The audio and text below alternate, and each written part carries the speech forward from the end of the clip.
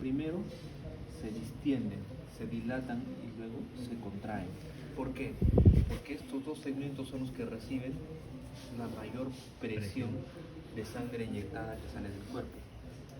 O sea, toda la sangre con la fuerza que sale del corazón se concentra en presiones a este nivel. Por ende, como va a salir con fuerza, ¿qué es lo que va a hacer la aorta ascendente y el callado aórtico? Se van a distender y luego va a entrar en un proceso de contracción gradual. O sea, aguanta la presión y luego la distribuye en una presión mucho más regulada.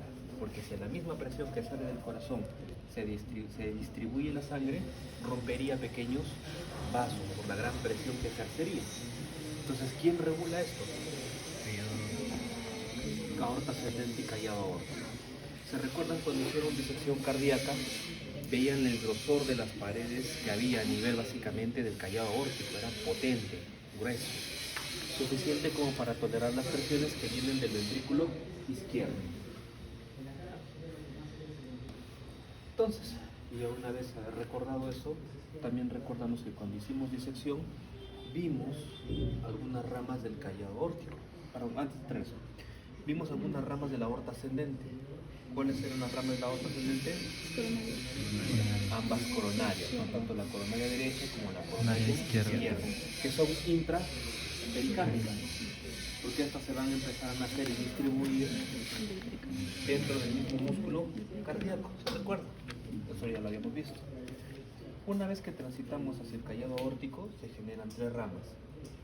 La representación viene así, pero nos hemos dado cuenta que hay variaciones, ¿cierto? Encontramos variaciones en los corazones que hemos disecado, que hemos visto. Entonces, de adelante hacia atrás, porque el callado aórtico no está así, sino va dirigiéndose hacia atrás, de anterior a posterior. Esto es el tronco brachiocefálico, Carótida común derecha. izquierda. carótida común izquierda. Y la más posterior, La subclavia izquierda. ¿qué es subclavia? Izquierda. Izquierda. No se olvide que aquí ya en la parte vascular importa mucho si es derecho, si es izquierdo, si es superior, si es inferior, si es anterior, si es posterior. Importa. No solo es la subclavia, tienes que ser específico. ¿Subclavia derecha o subclavia izquierda? No solo es la mesentérica, tienes que ser específico. O es la mesentérica superior o es la mesentérica inferior. Importa, porque cada vaso tiene un recorrido distinto, tiene un órgano que irriga de manera diferente, tiene un territorio de irrigación diferente. Por eso importa el nombre y el apellido. Entonces, listo, acá habíamos visto las tres ramas principales, ¿cierto?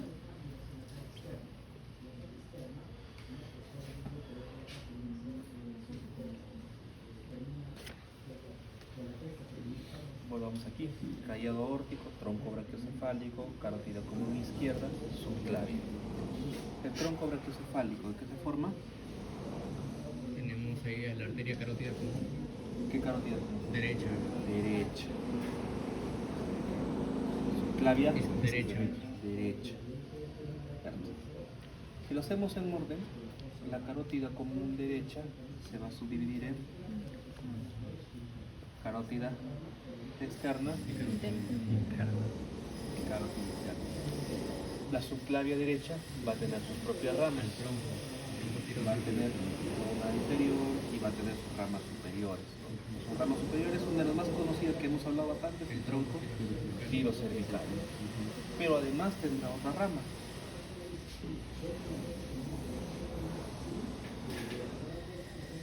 Que va hacia los cuerpos vertebrales, que son las arterias vertebrales, que darán origen al tronco basilar o vértebro basilar.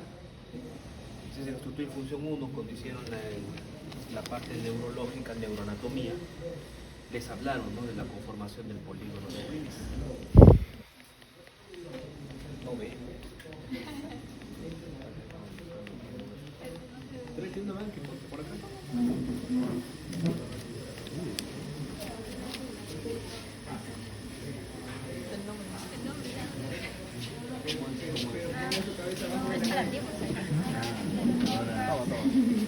Los vamos a tapar.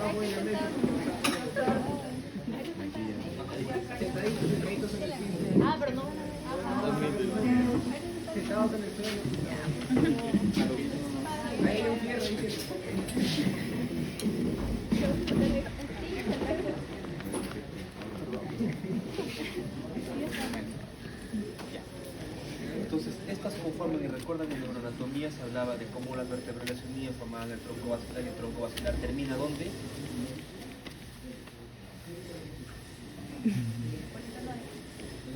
El polígono de Willis.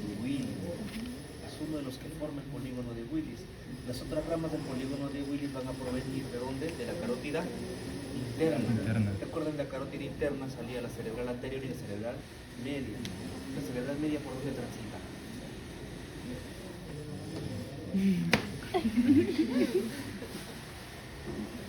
¿Cómo se llama?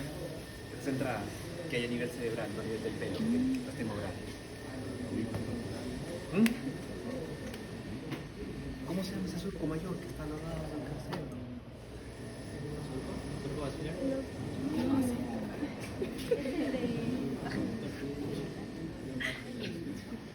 No me distraigo, me voy a demorar.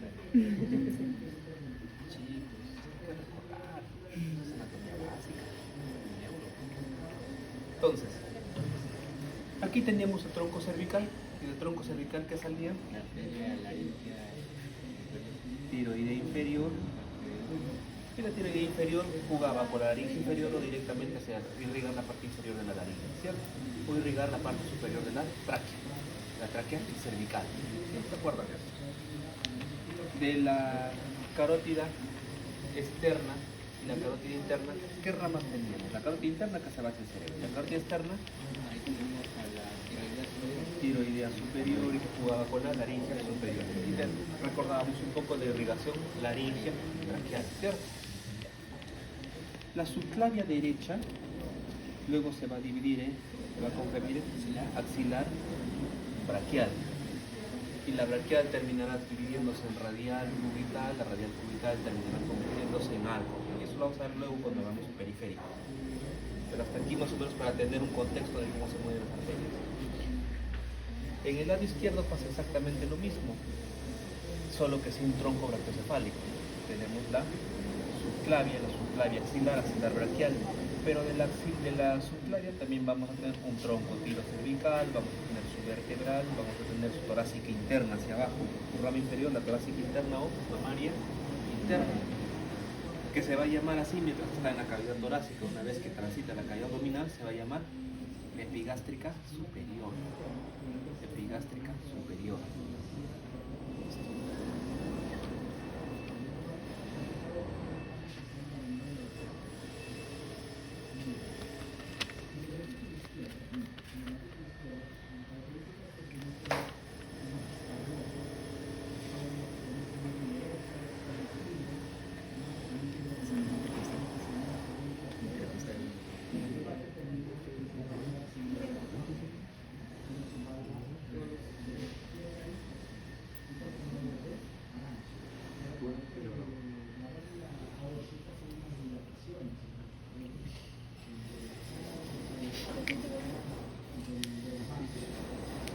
Cuando transitamos ya a la aorta torácica descendente, aquí se van a generar tres grupos de ramas. Viéndolo desde un punto de vista transversal, vamos a hacerlo así, aorta torácica. Va a tener ramas anteriores, principalmente la esofágica pericárdica, principalmente. Va a tener ramas laterales, bronquiales, y va a tener ramas laterodorsales, que también las vimos. ¿Cuáles serán? Intercostales. ¿Qué intercostales? ¿Anterior o posterior? Posterior. Porque el anterior, ¿de dónde salía?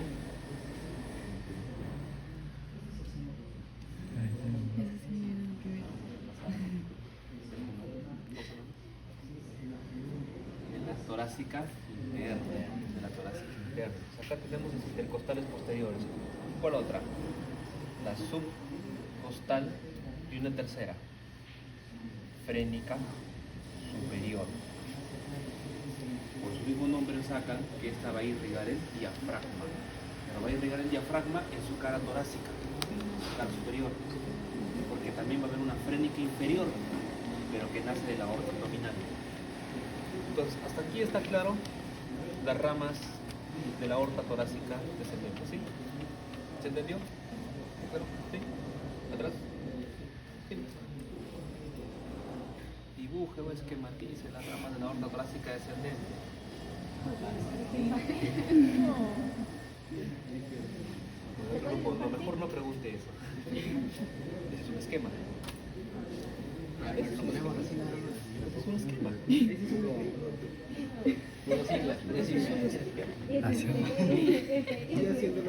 Iniciales, ¿Con iniciales? Las iniciales las uso yo. Ah, Qué demorado. Nombre y apellido. Nombre y algunas tienen apodo. Entonces, este nombre de la aorta torácica descendente va a ser hasta que la aorta transita hacia la parte diafragmática, transita a través del hiato diafragmático hasta llegar al abdomen.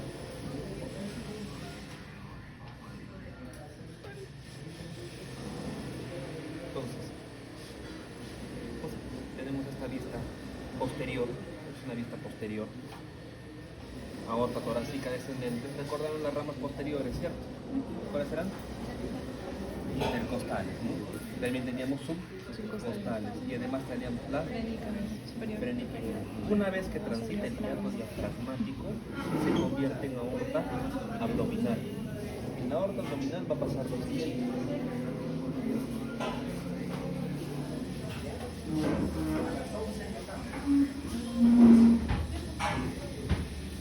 Aquí tenemos la aorta abdominal. La aorta abdominal de igual forma va a tener 3 líneas de ramas. Aorta abdominal tenemos ramas anteriores, laterales y posteriores. Ramas anteriores son 3. Será el tronco celíaco. 2, la mesentérica superior. Y 3, Mesentérica inferior. mesentérica inferior.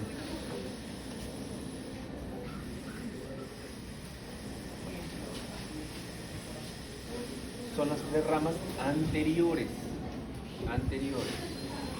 Veámoslo un poquito más desmenuzado. El tronco celíaco tiene 3 ramas. Acá, tronco celíaco tiene 3 ramas. Primero vamos a hacer así.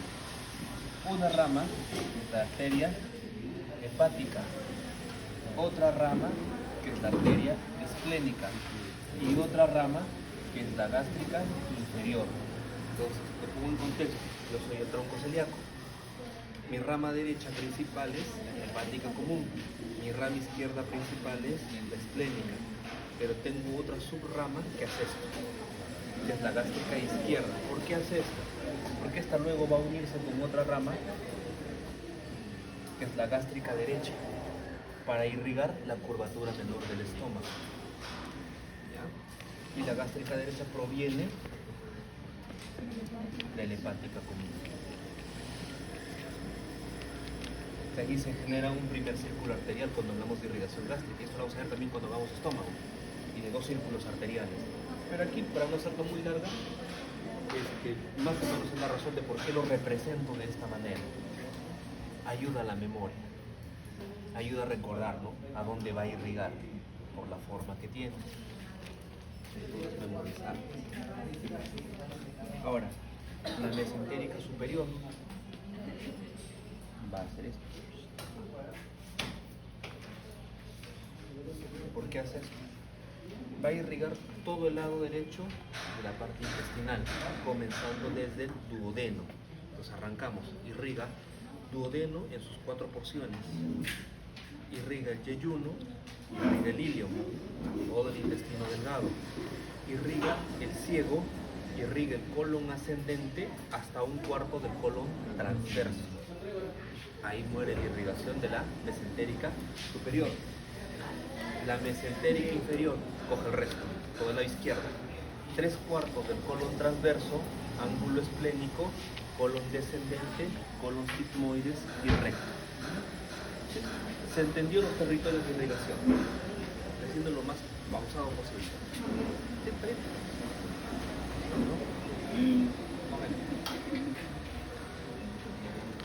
Entonces, en mesentéricas, ¿qué es lo que me interesa? ¿Por qué? Porque esto es como que la introducción a la irrigación intestinal. Cuando hagamos intestino, yo ya asumo de que esta distribución la saben. Y ahí voy a pasar a desmenuzar a las ramas mucho más pequeñas. Porque aquí ya tendríamos que hablar de ramas duodenales, las subduodenales, las diagonales, las iliales, las ramas del tronco ilio bisecoapéndico cólico. Entonces, antes de llegar a desmenuzar eso, me interesa que ustedes tengan claro qué territorio se irrigan. Y les va a ser más fácil entender las ramas más pequeñas, que toman los nombres de los órganos que irrigan. ¿Sí? Emma. ¿Qué pasó? Está bloqueada. Entonces, estas son las ramas anteriores: tronco celíaco, mesentérica superior, mesentérica inferior. Vamos por las ramas laterales. En las ramas laterales, ¿qué tendremos? Hablamos que hepática nacía del tronco celíaco. Ahorita olvídate de las hepáticas. Tenemos las renales. Las renales. Pero aquí sí van a encontrar una diferencia en la literatura, porque algunos consideran como la primera rama lateral a la suprarrenal y luego a la renal. Y otros consideran que la suprarrenal es rama de la renal. Ahí hay bastante variabilidad. Ambas son respuestas correctas. Ramas laterales de la aorta abdominal, suprarrenal, renal, y la segunda, que vendría a ser la gonadal. La gonadal, que en el caso del hombre se llama testicular. En el caso del varón es la arteria testicular y en el caso de la mujer es la ovárica. La ovárica. La ovárica. La ovárica. Entonces se tiene la dirección que tienen ambas, ¿no? Características, que acá me interesa esto. Recordemos a la mesentérica superior. Vamos a verla de costado. La mesentérica superior, acá tenemos tronco celíaco, acá tenemos la mesentérica superior haciendo esto. La mesentérica superior genera un ángulo con la aorta. Y dentro de este ángulo, de este espacio, van a pasar estructuras no vasculares como vasculares. La estructura vascular que pasa es la vena renal izquierda. La vena renal izquierda. Y no vascular es el duodeno. ¿Por qué es importante esto? Porque esta angulación normalmente hay un espacio que permite que estas estructuras pasen por ahí sin comprimirse. Pero cuando este espacio se reduce, se hace un ángulo mucho más agudo, genera un pinzamiento, la famosa pinza aortomesentérica. Y esto los va a llevar en patología o cuando hagan patología. Esto es importante y parte de un tema netamente anatómico. Si este ángulo mide menos de 30 grados, se genera la pinza aortomesentérica. Y el pinzamiento aortomesentérico genera un síndrome renal, que es el síndrome de cascanueces. Que ya no voy a entrar a detallar. ¿Ya? Pero es básicamente por un defecto netamente anatómico. ¿Ya? Ahora, posteriores serán, recuerdan que les dije, el diafragma también se irriga abajo, frénica superior. Luego vendrán las lumbares y luego la sacra media. Ramas posteriores. Entonces, frénicas, porque me parece que ahí salió cara de duda. El diafragma,